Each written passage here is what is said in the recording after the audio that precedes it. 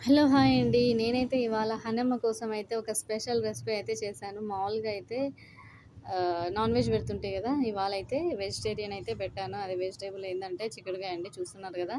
చిక్కుడుగాయ అయితే చేశాను. తను తింటుందో లేదా అనే డౌట్ మీదే చేశాను. ఇంకోటి ఇది పీచు పీచు ఉంటది గదా! ఏం తింటదేమో అనేసి అయితే చేశాను. బట్ మంచిగానే తిన్నది.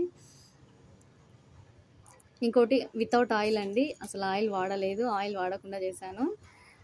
ఇంకోటి ఆయిల్ ఈ మధ్య కాలంలో ఆయిల్ కొంచెం కఫ్ ఎక్కువ వస్తుందనేసి అయితే ఆయిల్ అయితే ఏం వాడకుండా ఆయిల్ అసలు 1 డ్రాప్ కూడా ఎయ్యకుండా చేసేసాను. చేసిన తర్వాత ఇంకా మామూలుగా అయితే వేడన్నంలోకి కొంచెం అంత నెయ్యి వేశాను. నెయ్యి వేసి చిక్కుడుగాయ కర్రీ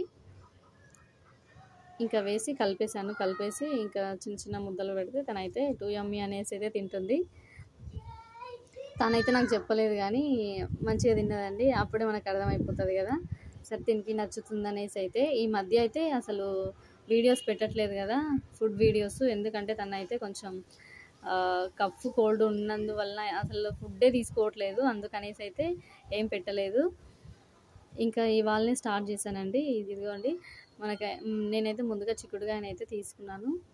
చిక్కుడుగాయని తీసుకొని ఇలా చిన్న చిన్నగా చేయితోటే విరిచేసాను. విరిచేసిన తర్వాత మనమైతే వీటిని 2, 3 టైమ్స్ పిల్లలు తింటారు కదా! 2, 3 టైమ్స్ అయితే కడిగేసుకోవాలి బాగా.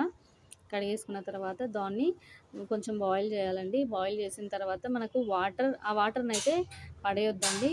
కుక్ అవుతున్న వాటర్‌నైతే పడేయకుండా మనకి వాటర్ దగ్గర పడుతుంది అని అనేటప్పుడైతే దాంట్లో మనకు కావాల్సిందంటే మనకి ఏమన్నా పిల్లలు కొంచెం ఏదెక్కువ మంచిగా ఫ్లేవర్ తగిలితే మంచిగా తింటారనేసి అయితే మనకు ఆల్రెడీ తెలుస్తుంది కదా! అవన్నిటినైతే మనం వేసేసుకోవాలి.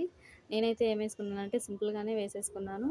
కొంచెం అంతా జింజర్ పేస్ట్, పసుపు, పడనంత కారం, ఇంకా ఫైనల్‌గా ఇంకా సాల్ట్ ఏసుకోవాలండి.